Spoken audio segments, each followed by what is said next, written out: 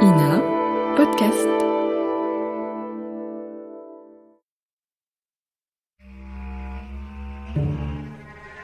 Affaire Landru. Prologue.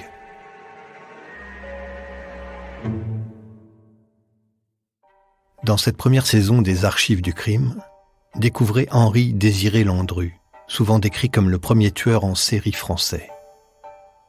Il est accusé d'avoir commis 11 assassinats, dont 10 femmes, entre 1915 et 1919. La voix que vous allez entendre est celle d'un personnage clé de l'affaire Landru, Jules Belin, le policier qui mena l'enquête.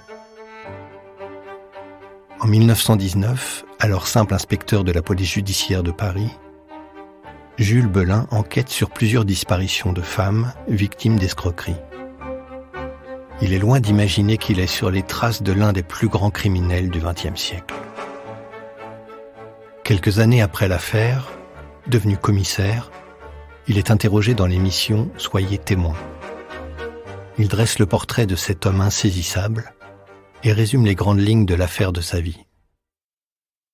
C'était en 1919, au lendemain de la Première Guerre mondiale, alors que 10 grands hommes d'État décidaient à Versailles de la paix.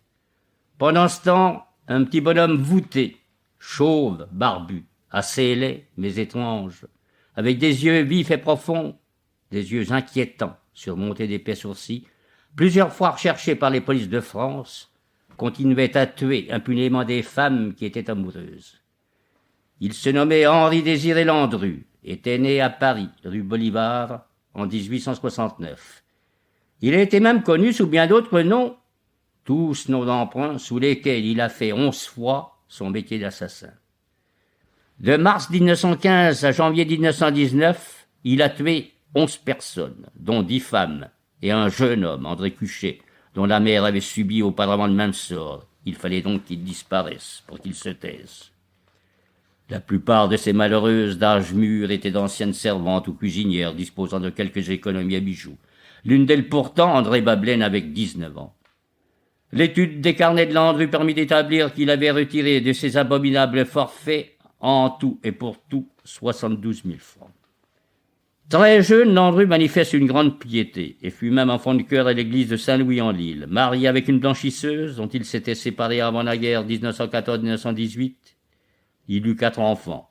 Tout d'abord, commis d'architecte, il se lance dans l'exploitation de brevets mécaniques, commet de nombreuses escroqueries et est condamné 8 fois, dont la dernière par défaut, à la relégation. Vous venez de parler de sa femme et de ses enfants.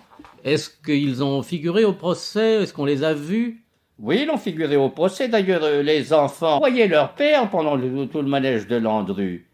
Ils voyaient sa femme aussi, ce qui semble assez étrange. Mais n'empêche qu'ils se demandaient de temps en temps dans sa famille à Clichy, ils le voyaient. Alors, sa femme et ses 4 enfants étaient appelés à témoigner au procès. Est-ce que vous avez assisté au procès? Ben oui, j'ai assisté au procès. J'étais un des principaux témoins. C'est un vrai procès fleuve qui s'est prolongé pendant plus de 4 semaines. Un procès qui a attiré beaucoup de monde. Je me souviens même de ce détail. À cette époque, il y avait bien moins de voitures, n'est-ce pas? Il y avait un train qui conduisait aux assises. C'était un train qui partait des Invalides à 10h05. Eh bien, on l'appelait le train Landru.